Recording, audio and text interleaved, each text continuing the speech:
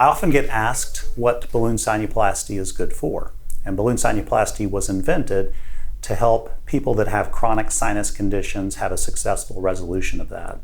To understand how the balloon works, you have to understand that sinuses are actually paranasal sinus cavities.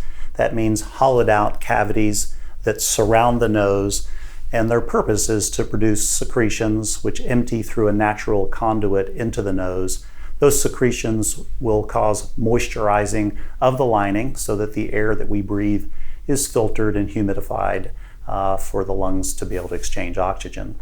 If a sinus cavity becomes occluded, meaning the outflow tract becomes occluded, there's a backup of secretions within that cavity, and that will tend to get infected. And the infection generates tremendous amounts of symptoms. We do provide antibiotic therapy and other forms of therapy to resolve it. But if it fails to resolve and that persistent occlusion of the outflow tract is generating symptoms, in the old days we would do surgery, and in the modern era we can use a simple balloon. The balloon comes on a malleable tip.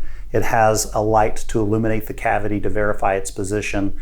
Essentially, the balloon is placed under IV sedation into the outflow tract, and when we expand it, it allows us to be able to open up the outflow tract, evacuate the infected material, provide antibiotic lavage to the cavity, and get it ventilating and draining appropriately so it can become healthy on this side. So pretty gigantic change in the field of rhinology to go from a situation which used to be surgical into a situation where we can resolve it typically with about a 15-minute office procedure, non-surgically in the office under IV sedation.